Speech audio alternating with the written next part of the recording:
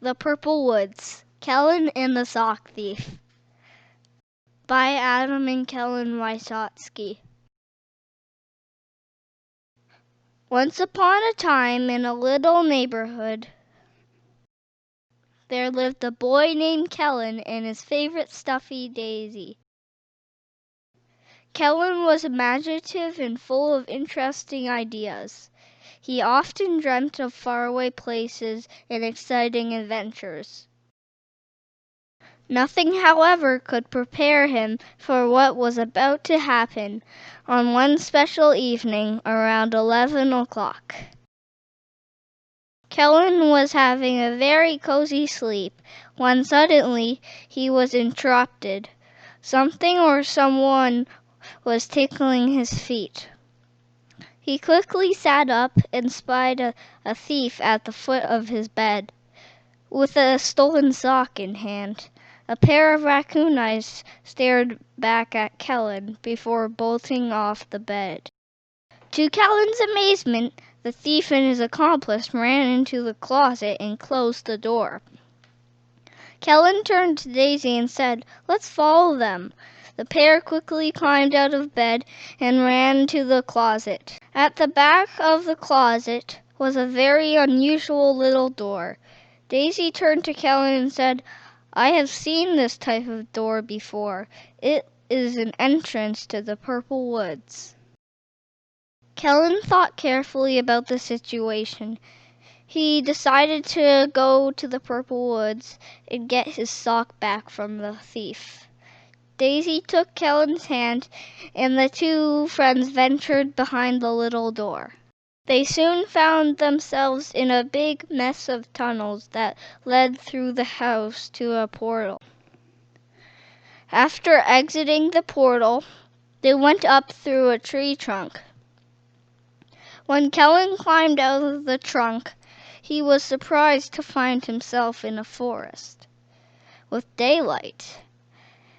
Daisy said, "Let's follow the trail to the large red building in the distance. Maybe someone can help us there." As the two friends set off down the trail, they soon came upon a most peculiar tree. The tree had granola bars hanging from it instead of fruit. Kellen picked 2 granola bars and shared them with Daisy. After the snack, they continued on their way, only to find another strange tree. This tree had nice soft blankets growing from it. When Daisy saw the tree, she exclaimed, "Look, Kellen, it's a blankie tree." Kellen and Daisy stopped for a blankie snuggle before heading onward. Upon reaching their destination, they discovered that the building was a fire station.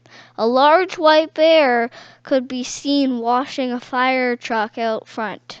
Kellen walked up to the bear and said, "Hello, bear. My name is Kellen, and this is my friend Daisy." The bear looked down at Kellen and replied, "You are a strange-looking creature, Kellen. My name is Polar Bear Sam." Kellen laughed and asked, "Do you know where we can find a raccoon that steals socks?" Polar Bear Sam answered, "I don't know the answer to your question. However, I do know a friend who can help." Sam gestured to Kellen and Daisy to climb into his fire truck. Soon they were off, traveling along the countryside and up Thunder Mountain. Sam explained to Kellen that his friend Joe the Sky Pig was very familiar with the Purple Woods and would know the location of the raccoons. When the fire truck had reached the summit, Kellen and Daisy both saw Joe the Sky Pig and his sleepy sheep. Sam explained Kellen's situation to Joe. Joe gave a concerned look and said that he was sure he knew the raccoons. Their names were George and Stinky. They lived by the river behind the waterfall. Kellen thanked Joe for the information, and the friends set off in the fire truck down the other side of Thunder Mountain. Polar Bear Sam is a busy fellow, and he was needed back at the fire station. He dropped off Kellen and Dasiy on the edge of the shadow forest. Before saying goodbye, Sam told Kellen to stay on the path and avoid the witch. Kellen and Dasiy cautiously entered the shadow forest. The light began to fade, and it became very quiet.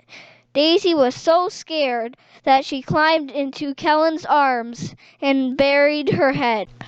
After walking along the path for some time, the pair could see a tiny light in the distance. As they got closer, they discovered that the light was coming from the campsite. Kellen was overjoyed to discover that the campers were Martha and Lily. He gave them both a big hug. Martha offered Kellen some cat food. However, he politely refused.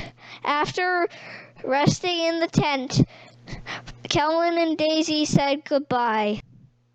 Although Kellen could see the end of the shadow forest, he was becoming worried about the cackle sound that seemed to be getting louder. Dasiy said, "Do you think it's the witch?" Kellen replied, "Let's not wait around to find out." Kellen and Dasiy ran as fast as they could until they were out of the shadow forest and back into the sunlight. The cackling stopped. In a little while, Kellen and Dasiy had found the waterfall that Joe the Sky Pig described in his directions. Dasiy quickly found the entrance to George and Stinky's burrow. The passage led them behind the waterfall and up a winding staircase to a large open room. Kellen could not believe his eyes.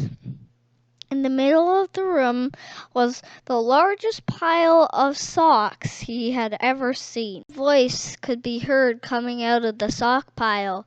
"Who are you? What do you want?"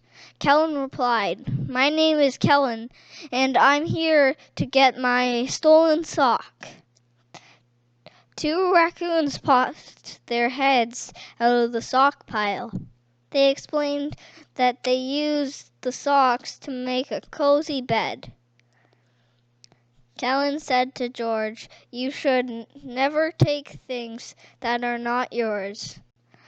George agreed with Kellen and said he would give back all the socks. George and Stinky were sad because they would no longer have a cozy place to sleep. Kellen looked at the raccoons, and an idea popped into his head. He would take the raccoons with him to the Purple Woods. When Kellen and his friends traveled back to the Purple Woods, their first stop was the Blanky Tree. Kellen said to George and Stinky, "The Blanky Tree can be your new home, where everything is soft and cozy." The raccoons were very happy with their new home and promised to take good care of the tree.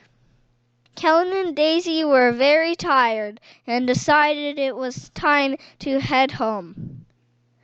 They said goodbye to all their new friends and traveled back through the log portal to Kellen's bedroom closet.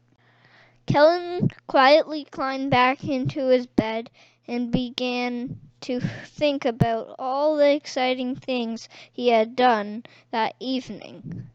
One thought in particular was puzzling him. How did Dasiy know about the portal door? The answer to that question is in another story.